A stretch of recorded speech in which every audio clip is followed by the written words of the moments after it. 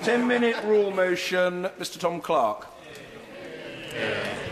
Mr. Speaker, I want firstly to pay tribute to the late Lord Morris of Manchester, who not only campaigned on this highly disturbing issue, but persuaded another place to pass a similar bill, which I sought unsuccessfully to promote in this House, but which ran out of time. In paying tribute to Al Morris for his huge commitment to those who suffered from problems arising from haemophilia and contaminated blood, he was indeed a tenacious fighter. I would also like to mention his successor in Wythenshawe and Sale East, our late and dedicated friend Paul Goggins, who held the most recent debate on this matter, one which took place in Westminster Hall on the 29th of October at the end of last year. I would like to thank the Haemophilia Society, as well as honourable and right honourable members on all sides, for their support in an ongoing and thoroughly necessary campaign. Let me first explain that although this measure applies to this Parliament, it is entirely appropriate that a Scottish member should feel comfortable in advocating its provisions. I want to see an end to injustice throughout the United Kingdom, and I believe that this bill runs in tandem with our expectations of the Penrose inquiry, which is currently taking place in Scotland, where similar injustices simply have to be put right. I ask the House to consider a measure which is drafted to give recognition and support to one of the most needful minorities in Britain today. A group of almost 5,000 people disabled by haemophilia, a rare lifelong blood disorder requiring continuous medical treatment, have been infected by contaminated blood and blood products used in their NHS treatment. 95% of these people were infected with hepatitis C and 25% infected with both HIV and hepatitis C.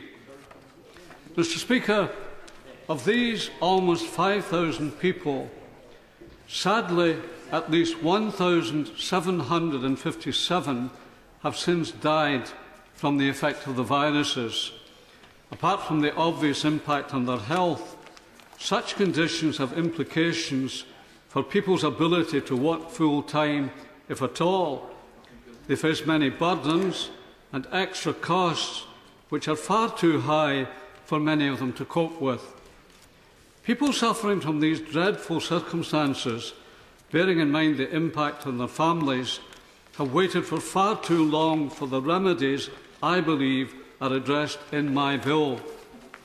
In January 2011, 2 years after the independent inquiry led by the late Lord Archer, the Government concluded a review of the support available.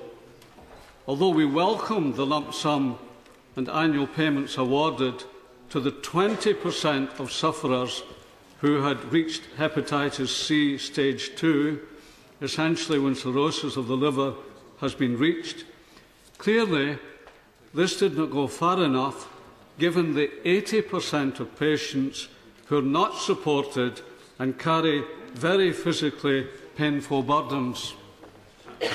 John Pryor, a 39-year-old who lives in my constituency in Moodiesburn, contracted hepatitis C from contaminated blood in 1994 when he was just 20 years old.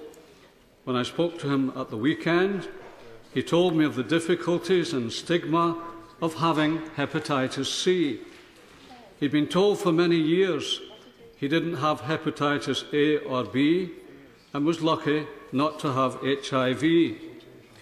Information on his particular case was withheld for long periods, and like so many others, he found that people are clearly being penalised again and again because they had the misfortune to find themselves with the condition of haemophilia made worse when they approached the NHS.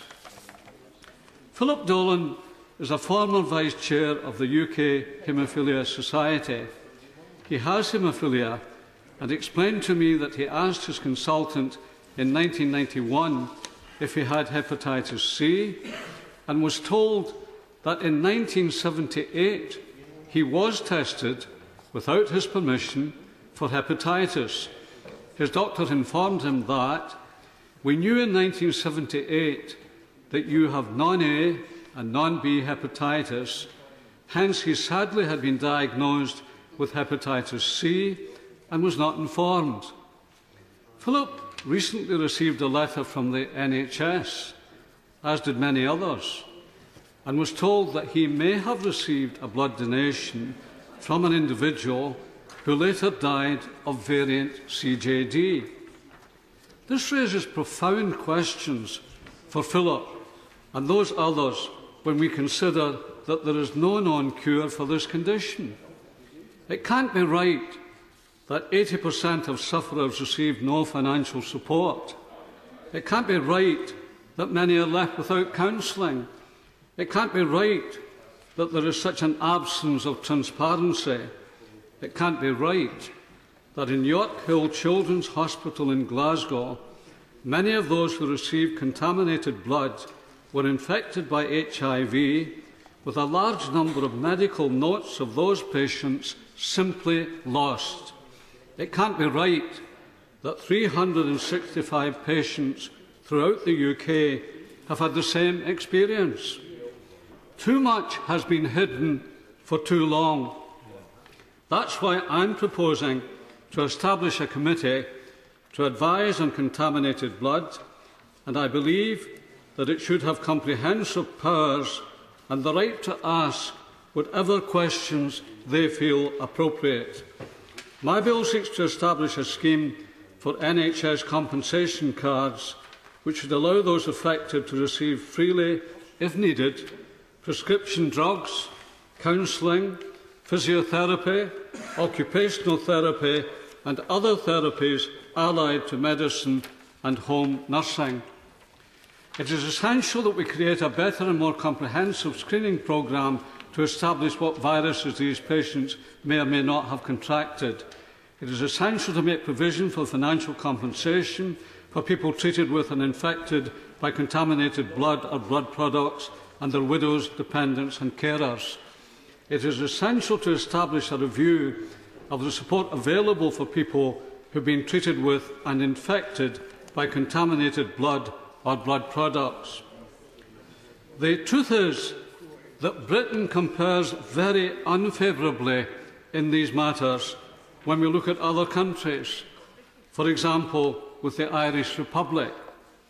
They too had an inquiry, and the outcome was that comprehensive and substantial support was given, including underwriting mortgages and travel insurance.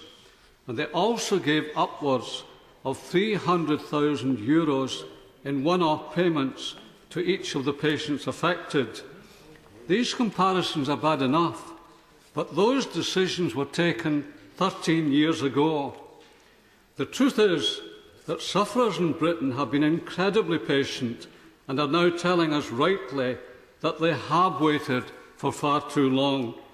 It is important that we address the unmet needs of infected patients and bereaved families. We have to be honest about highly disturbing administrative shortcomings, serious omissions and a failure to inform Parliament of the facts as to why provision made in other countries is so much better than here in Britain. For us, Mr Deputy Speaker, justice postponed is justice denied. I very much welcome the fact that Lady Morris has been following our proceedings this afternoon, and I do hope that my bill does justice to her husband's memory and to the people that he spent a lifetime serving. I beg to move. Yeah. The question is, the right honourable member have leave to bring in the bill? As many of that opinion say aye. Aye. The contrary, no. The ayes have it. The ayes have it. Who will prepare to bring in the bill?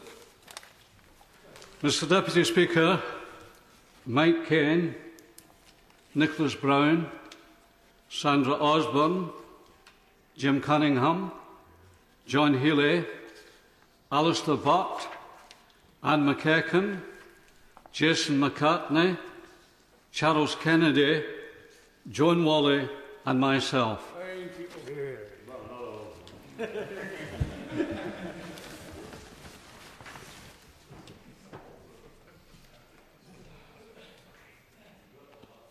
Mr. Tom Clarke.